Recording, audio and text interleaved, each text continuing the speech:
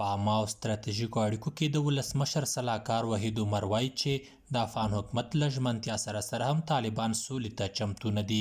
نوموړي چې نن یې رسنیو ته خبرې کولې وویل چې د افغان حکومت لخوا د 15,000 طالب بندیانو خوشي کېدلو کومه مثبته پایله ورنه کړه او په وینا یې چې د دې ډلې د نورو بندیانو له خلاصون سره امکان ده چې په هیواد کې جګړه لا شدیده شي. یک طرف جمهوریت آماده بحث است، آماده بحث روی هر مسئله است و قدم‌هایی را گذاشته به خاطر از اینکه این روند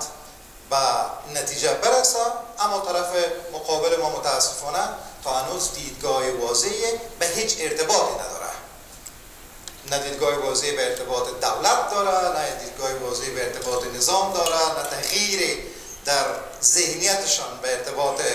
نقش زن در جامعه، نقش رسانه‌ها در جامعه،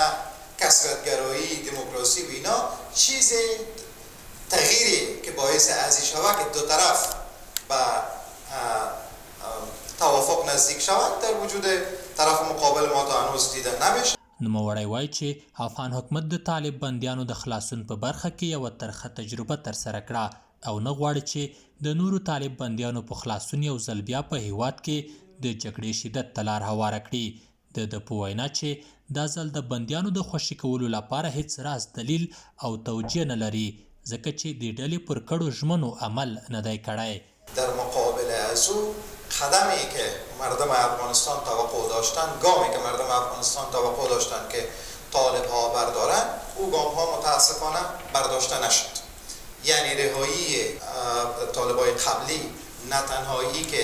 باعث کاهش خشونت، باعث آتش بس، باعث آمادگی بیشتر طالب ها برای مذاکره شود، خشونت ها را طالبان مقابلش بالا بردن و چنانچه معلوم میشه در مذاکرات هم بسیار پذیرششان بیشتر نشده و همون دلیل هم است که